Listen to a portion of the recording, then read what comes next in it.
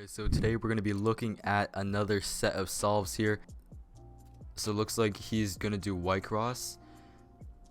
So immediately what I'm noticing is it's really good that you're bringing in this red piece. When you're inserting the green cross edge here, it's really good that you're doing that. I believe your cross solution went something like this. You did a D and a U, sort of like that, which was good. Yeah, you did a D and a U. I would recommend doing it at the same time. That's the only gripe I have with this cross here. And then you inserted the last two like this. Really, really nice cross solution there, I gotta say. Next, okay, so this is what happened in the last solve critique. You look at the back like this. That's something you do not want to do. Make sure you have your, make sure you're planning a little bit better with your cross, and so then you know exactly what your first pair is gonna be like. So you notice this free pair, really nice already. You insert it in the front, nothing to critique about that.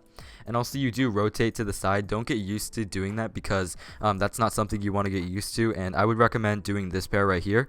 Next, this would be good, the orange and blue pair. You can insert it like that, or you could pair it up like this, and then insert it over here by doing a wide F, R prime, F prime.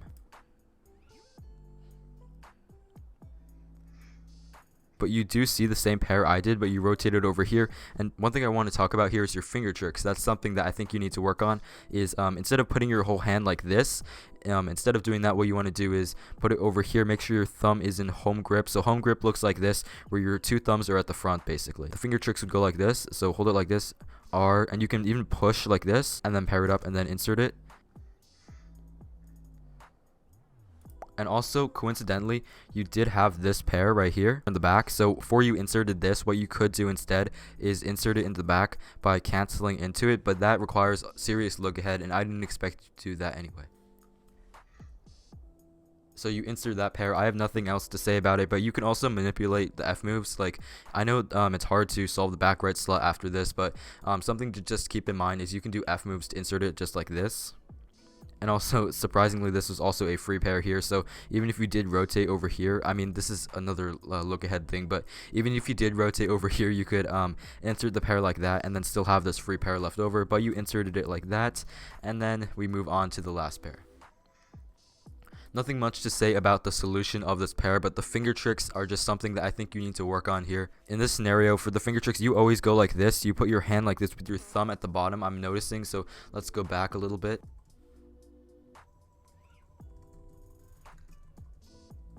As you can see, your thumb right there is at the bottom, like right here. Your pointer and ring finger are at the top, and then your thumb is at the bottom, which is not good. You want to make sure you have it over here like this. Doing the push U flick is something that's really crucial that you can definitely implement. So for this pair, pushing with your pointer finger like this, R, U, R prime, U, R, U prime, R prime, like that. And then this OLL.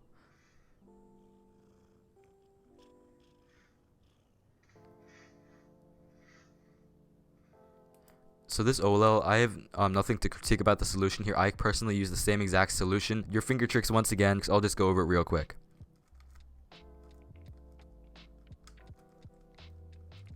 And then instead of rotating, instead of putting your hand like this, just do the pinch over here with your index finger on your left hand and go like that to finish off the F move. And once again, that U3 is not good, or that U3 going over here.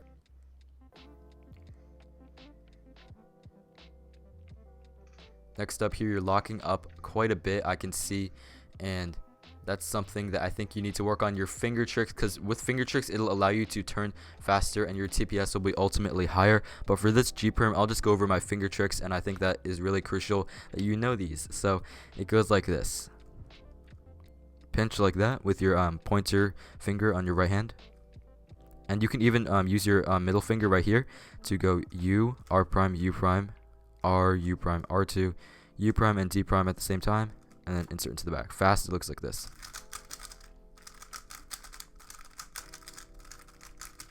Okay, so now we're moving on to solve number 2, and let's take a look. So picking up the cube, it looks like you're doing a really nice solution, I have to say here. The only thing I would not do is rotating during cross. So you do have this piece right here that I know you can put in easily by doing a D, and then it can make it can go with the red right here. And so since these are opposite, you can just put them in and it'll be a D2 away. So something I would do is do a U. I would do a D and a U prime at the same time, just like this. And now here we have the opposites and then the opposite in the back. So now you can insert these two at the same time. This cross edge, and then this cross edge at the end, and then now you have your cross, and then just do a D2, and then your cross is solved. Simple solution, but just eliminate the rotation there. Okay, and your transition to your next pair was actually really smooth here. This pair, I have to say, nice solution. So you were over here since you did rotate. Your execution was really nice.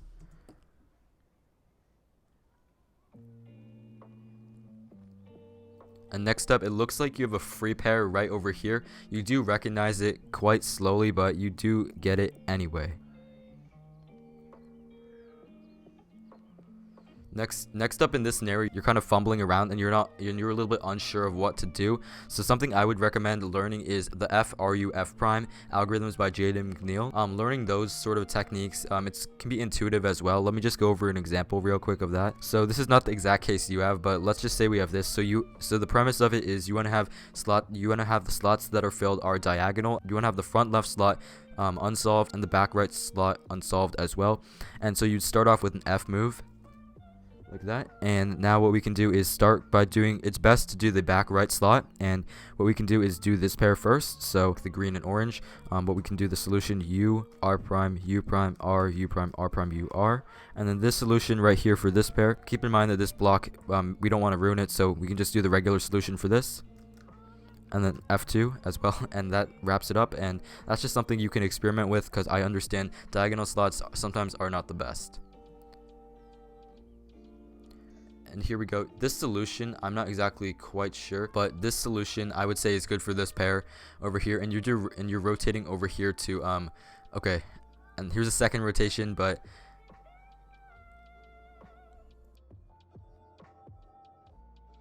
so this is the pair you had before, and I think you could have done something a lot better. Here's my solution to it: R, U prime, R prime, U prime, R, U, R prime, U. And then you also, I realized you had an L shape at the top, which means that you could orient all of your cross edges. So instead of doing a regular insert like this, just do a sledgehammer, and that allows you to have all your cross edges oriented. So for this Ola case, really simple, I have to say. So you did rotate and do it right there. What you could do instead is start it from this angle and do F inverse sexy. I think that's a little bit better, more finger trick friendly, because doing the wide F moves, I noticed that you do regrip and then do the F prime at the end. So I think it's a lot better if you do it from this angle and do the inverse sexy, so like this and like that, and or your OLL will be solved. And lastly, for PLO, you do have a nice Z prim here. I don't think I have anything to comment about this. This is really nice. Okay, the only one thing I'd have to comment about this is your use of finger tricks.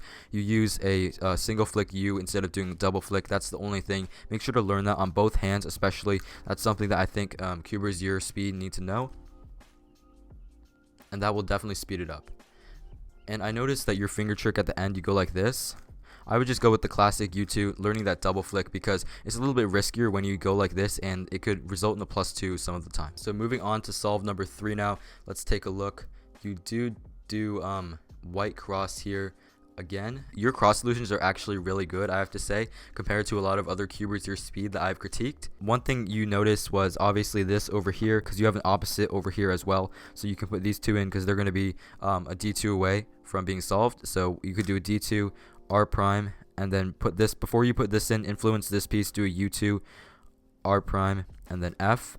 But also what you could notice is this corner is in here. Whenever I see a corner into a slot like this that's solved, what I can automatically think of is, oh, maybe I can put the edge in there and do some keyhole. So in this scenario, what I would do actually for this is do a wide U prime like that and see what's up. But in this scenario, this actually paired up this pair right here, so I would honestly just take it out and then insert it back in. Next up, you do rotate, and once again, don't rotate, just look for what you have at the current moment. So if I'm looking right here, I just finished crossed, I want to see what is my best pair. In this scenario, I would say this is my best pair, and I could pair it up like that. And now you're a little bit unsure of yourself, and be sure to just at least look for your corner, I'd say, for planning your first pair, because that's something that's really important since your cross solutions are really, really efficient. So you do end up going with this pair, pretty nice, and now you're eliminating the back left slot. Okay, now you're a little bit unsure, and I don't understand why you're doing like this. Maybe you're influencing some pieces that you know of. I'm not exactly sure. Okay, now you go for this pair. I can already tell. I think you're going to do this 2-gen solution. That's really nice. Okay, this is another 2-gen solution I'd say is pretty good, but I'll just mirror it when I'm doing it post-editing. So basically, you could see this right here. Like, this is a similar case, and what you could do, instead of like taking it out, something like that, you can insert this corner in like that, and you can insert it like this. L prime, U, L, U prime, and then like setting up from that case, you know. So it's just, I think, a solution that I always use, just something I would recommend there. Okay, so next up, you do look around quite a bit. You didn't notice that this was over here, and I think I would have gone for the green and orange because I think the edge would have been a little bit more obvious since you already know the corner was in the slot already. But your solution for this was good, and once again, I think you rotate like down a bit and make sure to keep it under control. Stay in home grip once again, but it's good that you rotate it over here so you can have easier look ahead for your front right pair. And yeah, don't rotate back and forth. That's something you don't want to do. But for this pair, you do the beginner's method algorithm, but you could do that rotationless. Actually, what you could do it rotationless with the sledgehammer, R, U prime, R prime, and then a sledgehammer. Unless you're not able to and it'll mess up all your edges, I would just recommend doing it rotationless like that. It's really easy because the rotation does waste a bunch of time there. And now you have OLL, and you do this from the left side. I think that is a decent algorithm, but there's an algorithm that I use that I think is a lot better than that. Hold it from the back. So starting from here, do a U2, and then do an R, U, R prime, F prime, U prime, F prime, U, R, U2, R prime. And now for your PLL, you do a U5 for your PLL, but it's good you're doing the double flicks at least. Now I know you can do double flicks, but just try to incorporate it more in your solves. So make sure to recognize it. This is clearly an F prime here. Recognizing it from right here, you could just do a simple U2, and then you can go straight into the case. And it's also good that you don't have to match up the bar, which is something that I see a lot of other cubers do. And as you can see, you kind of fumble around the cube a little bit, and your finger tricks, I gotta say, aren't the best here because I feel like it could be a lot smoother. Your PLL is probably taking you around 3 seconds or so, maybe 4 seconds, and that's something you don't want to be doing because that is kind of slow, I'd say, for your speed there. But let me just go over the correct finger tricks that I use to execute this. R prime, U prime, F prime with the thumb here, R, U, R prime with the pinch or with the push, U prime, R prime, F, R2, U prime, R prime, U prime, R, U, R prime, U prime, U, R, just like that. Otherwise, your AUF is good, but except that you have to regrip at the end. So in that scenario, once again, this is the push that I would just recommend with your left hand. And there you go. That is your finished solve. So I wanted to just go over your strengths and some weaknesses. So I think definitely your strength is your F2L. Surprisingly, a lot of other people have difficulty with that, but I think the one basic thing that you need to work on during your solves is finger tricks. And that is part of the fundamentals there. Not regripping, always trying to keep in home grip like this. If you want to, I could make some example solves. Just watch some top level solvers with their finger tricks and see exactly how they execute things, because that'll help you out a lot. Overall, you know a lot of algorithms from what I can tell, at least for OLL and PLL, so I think nothing to worry about that. But other than that, there's just some F2L cases I think you could work on, maybe just searching up some intermediate or advanced F2L cases. That's just something that I'd work on. But other than that, only two things I'd say is just the F2L cases, working on a little bit of that, minimizing rotations, and also working on finger tricks. So yeah, that is all I had for this one. Hope you did enjoy this critique. Hopefully I was able to do it well, and thank you so much for submitting. Comment, like, and subscribe. Catch you guys in my next video. Peace.